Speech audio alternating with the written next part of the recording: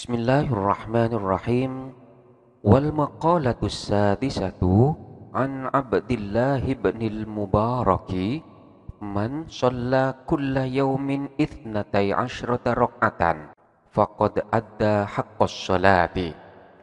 Wal maqalatus sadisatu, adapun makalah yang keenam, an Abdillah ibnil Mubaraki, ialah diceritakan dari Abdullah bin Mubarak, hafidil Qadi, cucunya Al-Qadi Nuhin Al-Marwazi, Nuh Al-Marwazi. Man shalla kulla yaumin ithnatai asyrata rak'atan. Man, adapun barang siapa, shalla ialah salat siapa man, kulla yaumin setiap hari, ithnatai asyrata rak'atan kepada 12 rakaat.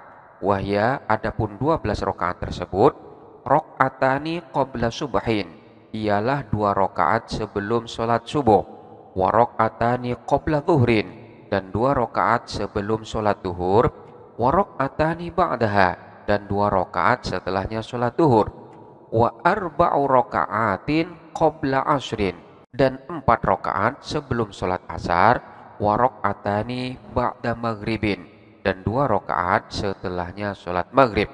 Maka bagaimana? Faqad adda haqqas sholati. Faqad, maka sungguh adda telah menunaikan siapa man haqqas sholati kepada haknya sholat.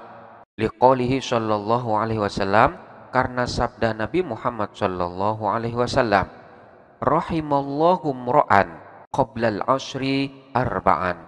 Rahima, melimpahkan rahmat, Allahu siapa Allah, imro'an kepada seseorang, sholat yang sholat siapa imro'un, qablal asri sebelum asar, arba'an kepada 4 rakaat.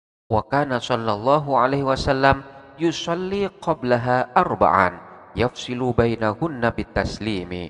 Wa kana, dan ada siapa Rasulullah sallallahu alaihi wasallam, yusalli ialah sholat siapa Rasul, qablaha sebelum sholat asar, arba'an 4 rakaat, yafsilu yang memisah siapa Nabi, bainahunna di antara 4 rakaat ini, bitaslimi dengan 1 salam. Walid Tobroni, dan ialah hadis yang diriwayatkan dari Imam Tobroni, man shalla arba'a raka'atin qoblal asri harramallahu badanahu 'alan nari. Man, adapun barang siapa, shalla ialah sholat siapa man, arba'a raka'atin kepada 4 rakaat, qoblal asri sebelum asar, harrama maka mengharamkan, Allahu siapa Allah, badanahu kepada badannya man, alan nari atas api neraka.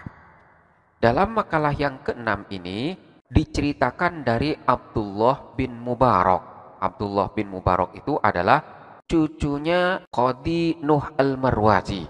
Beliau menyatakan, barang siapa yang setiap hari sholat sebanyak 12 rakaat, yang dimaksud dengan sholat di sini adalah sholat sunnah rawatib, yaitu 2 rakaat sebelum subuh, 2 rakaat sebelum duhur, 2 rakaat setelah duhur, kemudian 4 rakaat sebelum sholat asar, dan 2 rakaat setelahnya sholat maghrib. Maka orang tersebut dianggap telah menunaikan haknya sholat, karena berdasarkan hadis Rasulullah Shallallahu Alaihi Wasallam bahwa Allah akan menurunkan rahmat pada seseorang yang melaksanakan sholat sunnah sebelum sholat asar sebanyak 4 rakaat. Demikian pula Rasulullah Shallallahu Alaihi Wasallam telah melakukan hal tersebut, yaitu melaksanakan sholat sebelum sholat asar dengan 4 rakaat, di mana di antara 4 rakaat tersebut dipisah dengan 1 salam.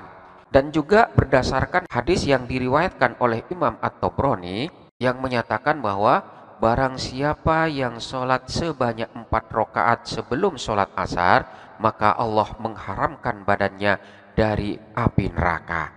Kaidah nahwu dan shorof yang perlu kita perhatikan di sini, yang pertama kita perhatikan lafadz hafidil Qadi Nuhin Al-Marwazi. Lafadz hafidil Qadi ini diijarkan sebagai badal dari lafadz Abdillah bin Al-Mubarak.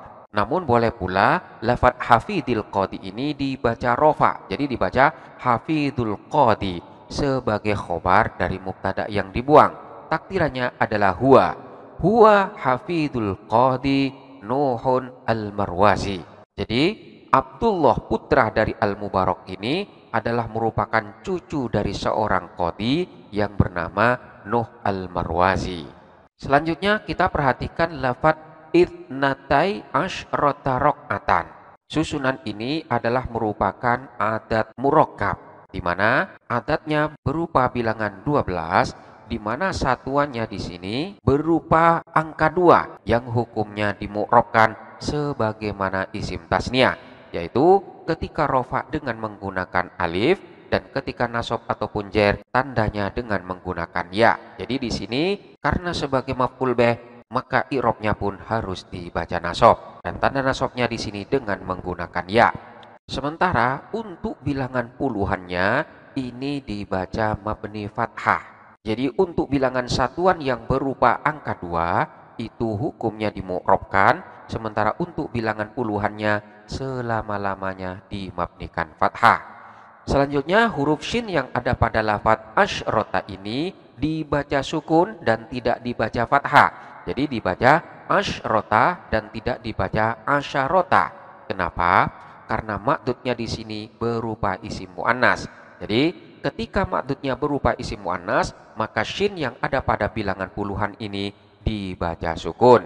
Namun manakala makdudnya berupa isim mudzakkar, maka shinnya ini pun dibaca fathah.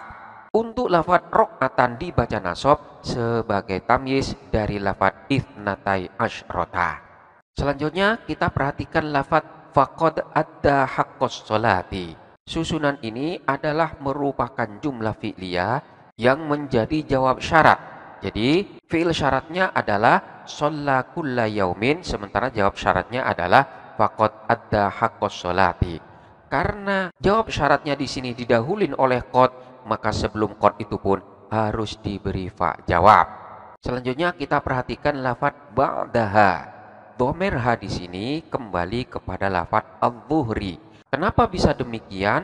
Padahal dhamir ha di sini menunjukkan isim muannas, sementara lafadz adz-dzuhri di sini adalah isim mudzakkar. Hal tersebut terjadi karena sebenarnya pada lafadz adz-dzuhri di sini membuang mudhof. Jadi pada asalnya adalah qabla sholati dzuhrin. Selanjutnya mudhofnya dibuang dan tinggallah mudhof ilaih yang menempatin di tempatnya mudhof. Sehingga dhamirnya di sini menggunakan dhamir ha, tidak menggunakan dhamir hu. Apakah boleh di sini menggunakan dhamir hu? Maka jawabannya juga boleh. Jadi manakala menggunakan dhamir hu, maka dhamir hu itu kembali kepada lafadz dzuhrin yang berbentuk mudzakkar. Selanjutnya kita perhatikan lafadz shalla. Shalla di sini adalah jumlah fi'liyah yang kedudukannya sebagai naat bagi lafadz imro'an. Hal tersebut terjadi karena jumlah fi'liyah di sini terletak setelahnya isim nakirah. Wallahu a'lam bishawab.